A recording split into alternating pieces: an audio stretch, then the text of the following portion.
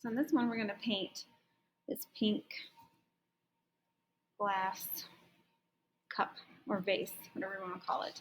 So I've already done my underpainting, and then I have it to where I have it right next to me on this side so you can see my reference. Okay, it's really close to me. I have my container of paint. I have my paper plate that I've been working off of the past couple days. And I'm actually painting on the top part of the still life that I've already started in some of the other videos. Okay, so and then also what I did before I started painting, what I would strongly suggest you do is, so the main color of this object is going to be my red, right? That's going to be like my main or my local color. And so then what I did, because this is something maybe some of you haven't done yet, is played around with mixing these colors. Usually in class we do like this big color grid, which I've talked about with the landscape painting. But again, I'm reminding you, it's really important to know what the colors are going to do when you mix them together before you start painting. And you can even write notes. So here's, I mixed bright red with white. Here I mixed bright red, cobalt blue, and white. Okay, so am I going to need this color in my vase? I don't know, it gets really dark down here. But then when I add white, it gets a little bit lighter. Up here and then down in here, I did a couple of examples of bright red, burnt sienna, and white. So I'm probably going to use that color combination a lot. What happens when I mix the two darker colors and then adding white to get a lighter value. Here's bright red and phthalo green. Remember how dark that gets? It gets almost black. Am I going to use that in mine? Probably not. Maybe in a few little tiny areas, but I don't really want my cup to get that dark. What happens when I mix bright red and phthalo blue? Again, it's going to get pretty deep dark. It's almost like a deep purple. So again, I would highly suggest, like whatever your main color of your object is mix it with some of the other colors we're using and see what happens.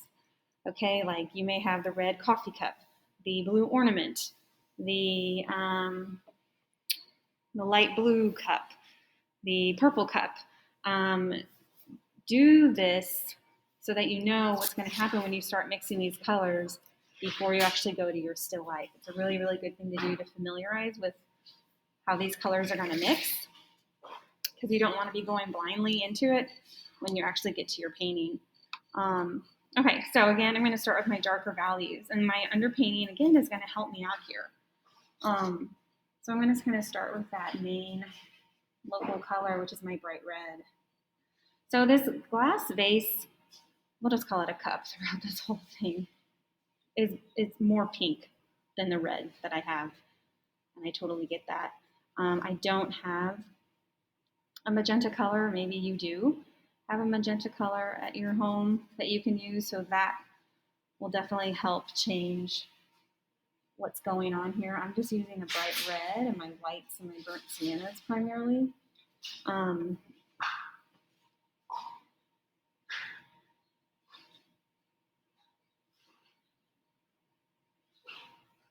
So again, you're definitely going to want to have multiple brushes happening, and then have a brush that has just primarily my bright red on it. And then I'm going to have a brush that has my lighter values on it.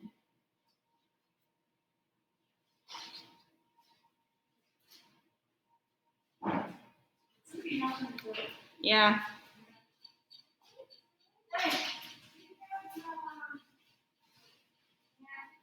Yeah.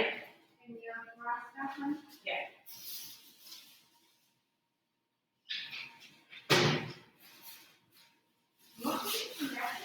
What?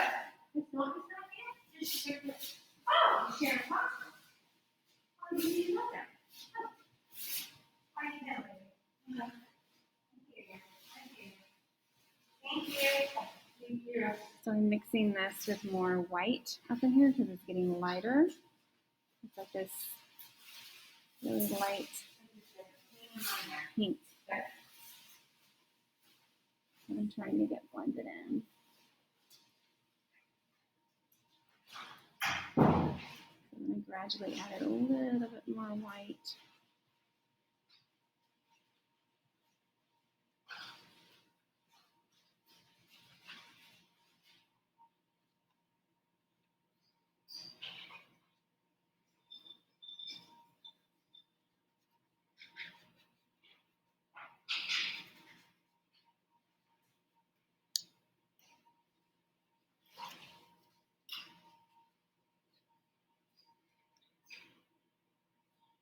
So this down here has a little bit more red than white that I'm trying to smooth into that darker value of red.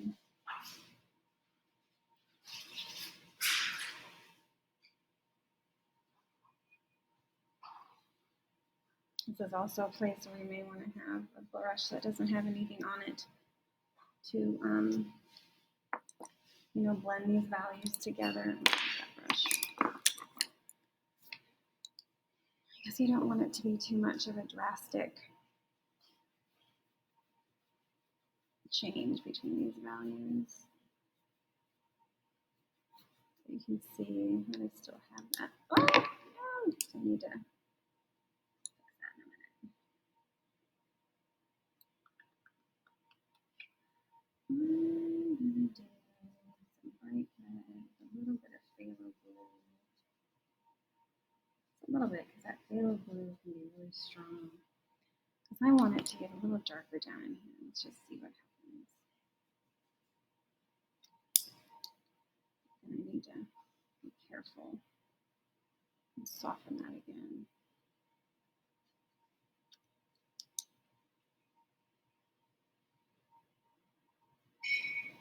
Not too much, but I'm kind of exaggerating it a little bit because I want there to be a bit more contrast between my colors. I don't want it to just be red.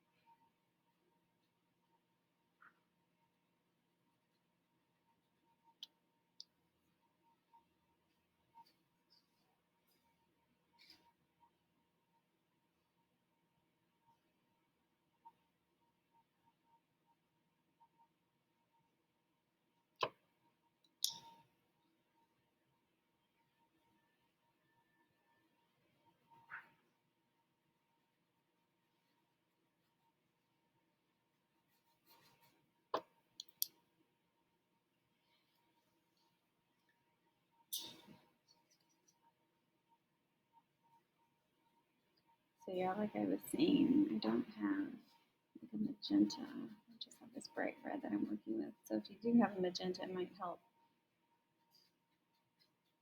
bring out the pink that's happening. But if not, and you just have red, which is totally fine.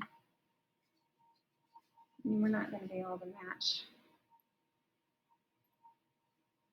these colors 100%, of course, because we're just trying to get it close. And we're trying to get these colors to have these different values. You don't want it to be flat. You don't want things to be just one color. You're trying to get it to look like it's a form with dark and medium and light colors. You don't want your colors to be flat. I'm trying to get this lighter value to come back a little bit. The way it shows up in the video is not how it's showing up in real life. So just FYI. On the video, it doesn't look like it's blending, but on my actual canvas, it does. So it's kind of interesting how it actually portrays it. I don't know how you guys are seeing this, but that's the best we got right now. And I'm going to move down here for a little bit. I'm kind of at a point where so now again, I'm using that pure bright red color. See how I painted with the shape of this shape down here? I went like with the curve of it to help reinforce that. This color down here is tricky. It's going to be, maybe I'm going to exaggerate that lightness a little bit more than it actually is, and that's always okay. To exaggerate our colors a little bit more than they are makes it a little bit more interesting and makes it to where they don't end up flat.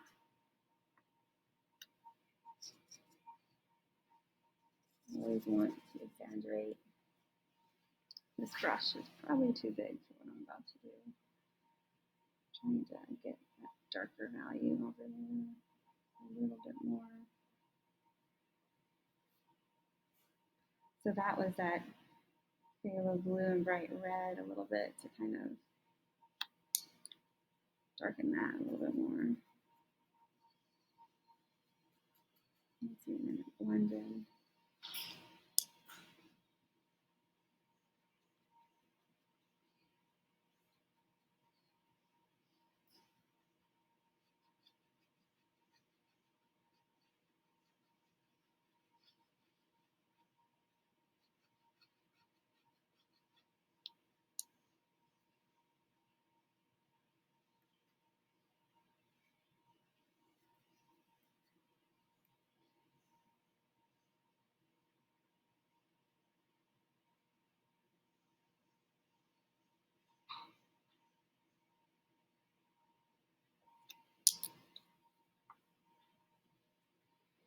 So if I made it too much, then I can like kind of go on top of it and kind of soften it back a little bit with that pure red.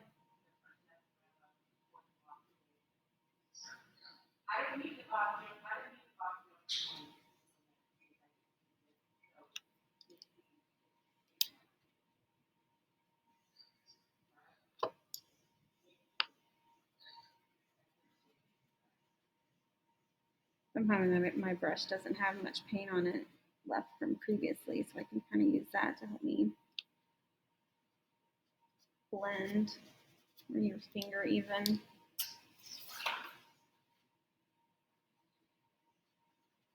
I think that's a little bit too much, so I might. There's that little bit of glare over there. A little one there.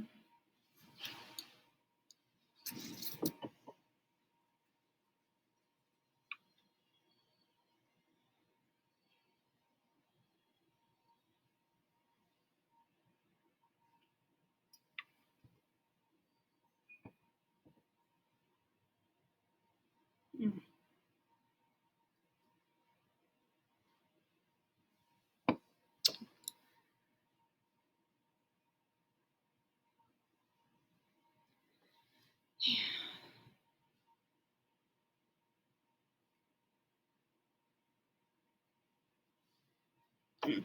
Just messed up. Okay, it's not too bad.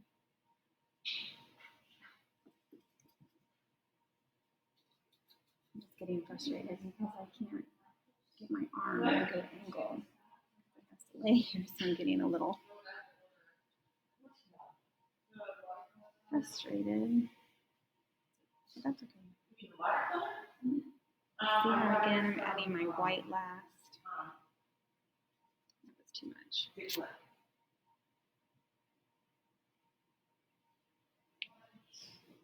Probably needs to be thinner, but I can't get it that thin down there with my arm not being able to.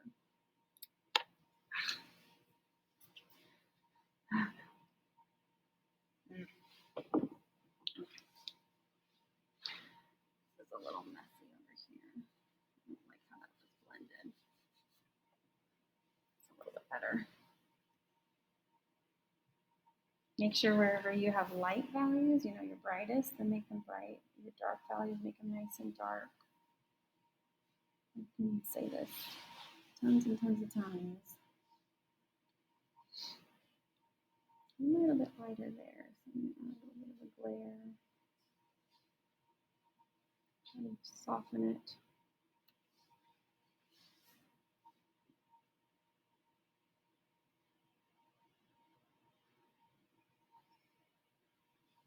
Okay, I'm just gonna call it done.